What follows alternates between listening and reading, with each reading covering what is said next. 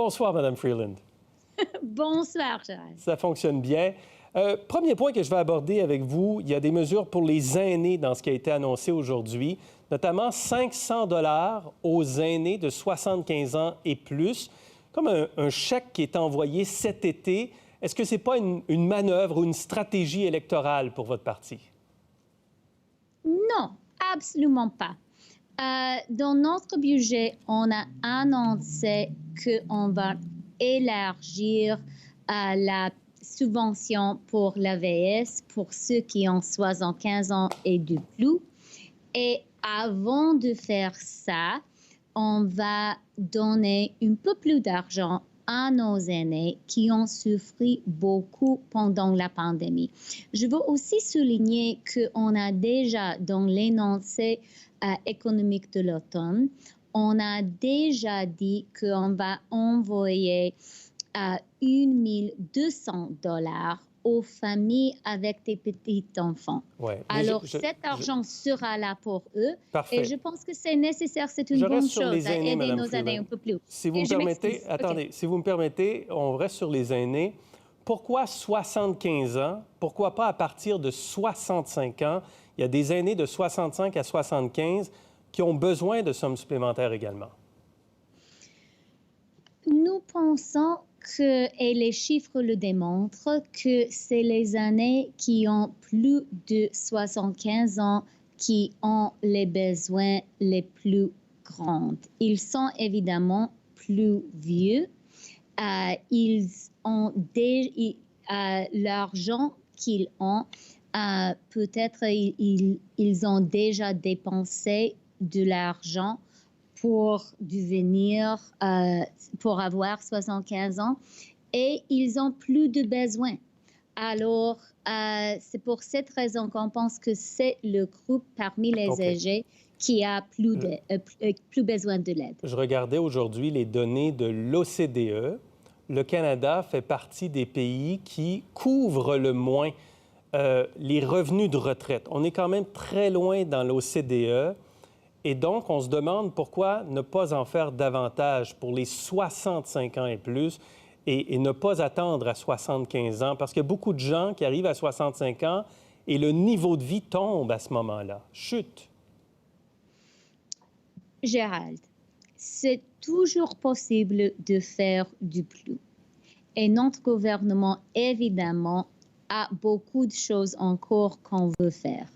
Mais je pense que pour les aînés, dans ce budget, on a fait beaucoup. Il y a des économistes qui affirment, Mme Freeland, que vous n'avez pas à stimuler l'économie. Les dépenses vont augmenter avec la fin de la pandémie.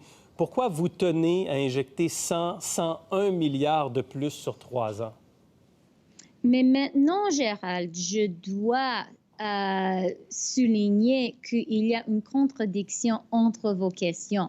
D'un côté, vous me posez des questions en demandant pourquoi on ne fait pas du plus, et d'autre côté, est-ce qu'on fait trop? Je m'occupe des questions et vous vous occupez des réponses, Mme Freeland. On a trouvé une balance, Gérald. Oui, allez-y. Et concernant le 100 milliards de dollars, moi, je suis convaincue qu'avoir une croissance économique avec des emplois, c'est un besoin urgent. Il y a maintenant un manque de 460 emplois au Canada. On a besoin de croissance, on a besoin des emplois et ce budget va les créer. Les garderies, est-ce qu'on comprend que c'est le système du Québec que vous voulez mettre en place partout au Canada? Oui. Alors, un système qui va se négocier d'une province à l'autre et vous devrez aussi avoir une nouvelle négociation avec le Québec? Oui, exactement. Et j'espère que tous les experts du Québec, tous les féministes du Québec vont m'aider, vont nous aider avec des idées, avec les constatations. Parce que vraiment, c'est le leadership du Québec qui a démontré à tout le reste du pays ce qui est possible de faire. On comprend que tous vos programmes d'aide vont tranquillement s'éteindre d'ici l'automne. Donc, vous continuez à aider les Canadiens, mais on va fermer le robinet, si vous me permettez l'expression, d'ici l'automne? Oui, nous avons quelques programmes qui vont continuer un peu plus. Les assouplissements qu'on a fait pour le système d'assurance-emploi va continuer pour 1 an. Et aussi un programme qui va commencer en juin pour aider les entreprises à inviter des nouveaux travailleurs. Ce programme va continuer jusqu'à novembre.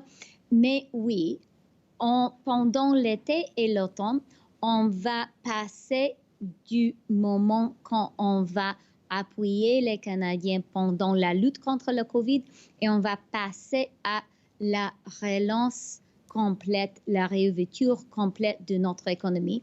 Alors, les programmes économiques doivent changer un peu. Vous n'avez pas de cible de réduction de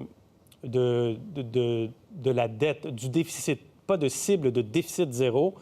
Je comprends que c'est court en même temps parce qu'on part d'un gros déficit puis il faut l'amoindrir. Mais dans votre esprit, Mme Freeland, avez-vous une cible de déficit zéro? Je suis d'accord avec vous qu'on doit amoindrir et la dette et le déficit. Et c'est ce que notre budget et que nos projections démontrent. La dette comme un pourcentage de la PIB va en déclin dans la période budgétaire et aussi le déficit va en déclin et sera jusqu'à 1,1% à 2025-26. Alors, je suis d'accord avec vous, on doit avoir un déclin, on l'aura. Et je veux souligner mais pas de déficit zéro, pas de cible de déficit zéro. Une petite chose. C'est parce que le temps nous est compté, hein? On nous a donné un temps limite, donc pas de déficit zéro, pas de cible de déficit zéro, Mme Freeland? On verra et on aura un déclin dans la dette et dans le déficit. La chose la plus importante, c'est la croissance. Avec la croissance économique, avec une économie forte, c'est la manière c'est la chose qui nous permettra de payer nos dettes. C'est le temps que nous avons. Merci, Mme Freeland. OK, merci beaucoup, Gérald. Au revoir. Pour voir nos émissions en entier, rendez-vous sur la chaîne ICI RDI.